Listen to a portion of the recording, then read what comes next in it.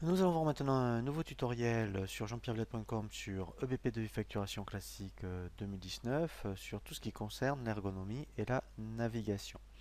Lorsque donc vous lancerez systématiquement EBP2I facturation classique 2019, vous tomberez automatiquement sur ce qu'on appelle un écran de démarrage et ici c'est ce qu'on appelle un Open Guide.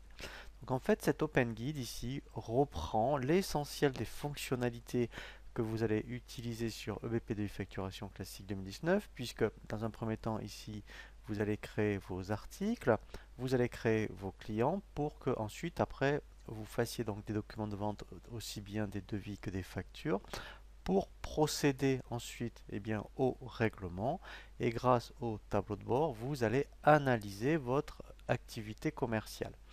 Voilà, donc c'est pour ça qu'ici, en fait, cet Open Guide, c'est comme un menu principal, si vous voulez, ça reprend les principales fonctionnalités.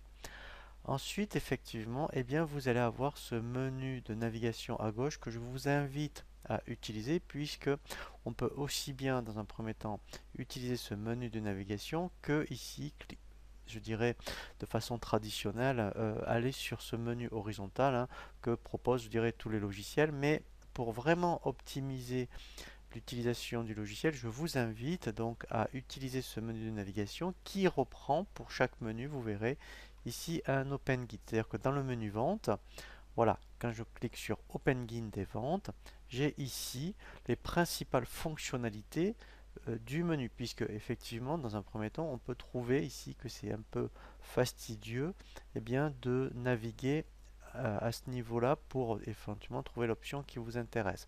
Donc c'est pour ça qu'à chaque fois que vous cliquerez sur ici un menu et Open Guide, ici il va vous recenser les principales fonctions du menu, puisqu'effectivement sur le menu vente, c'est logique, on a donc pour créer les clients, faire des devis, des factures et les règlements et éventuellement le transfert en comptabilité. Donc ici, effectivement, ça reprend l'essentiel de ce que vous allez trouver ici.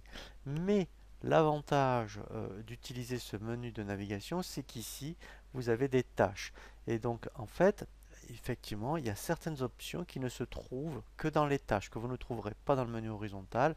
Donc, il va falloir effectivement vous habituer, vous voyez, à naviguer. Vous voyez, par exemple, menu article, pareil. J'ai un Open Guide article ici qui reprend l'essentiel des fonctionnalités et après j'ai des tâches. Donc en fait, vous verrez, ça va être naturel ensuite, hein.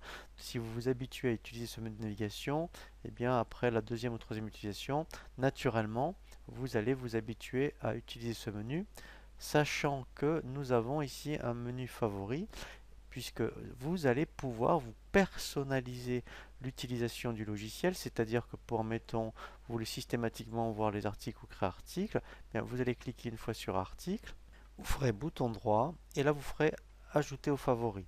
Et ici, vous allez, voilà, donc on fait enregistrer, vous allez recenser les principales, je dirais, options que vous utilisez, oui, donc même pour les clients. Alors ensuite, on va se mettre sur client, voilà. On fait bouton droit, ajouter aux favoris, donc c'est le même principe que sur internet. On fait favori, enregistrer, voilà. Comme ça, en fait, vous voyez, quand vous commencerez donc systématiquement EBP de e-facturation, vous pourrez aller dans le menu favori et ici, vous allez recenser peut-être 90% des options que vous utilisez. Nous allons voir maintenant un nouveau tutoriel sur EBP de Facturation Classique 2019. Donc on va voir une thématique sur ce qui concerne les données de base et on va voir effectivement dans un premier temps comment créer à la fois des modes de règlement, comment créer effectivement les frais de port en fonction de votre activité si vous avez besoin donc de mettre en place cette gestion de frais de port et nous verrons un autre tutoriel sur les données de base je dirais principales dans un premier temps avant de voir la création des clients et des articles sur tout ce qu'on appelle les unités de vente.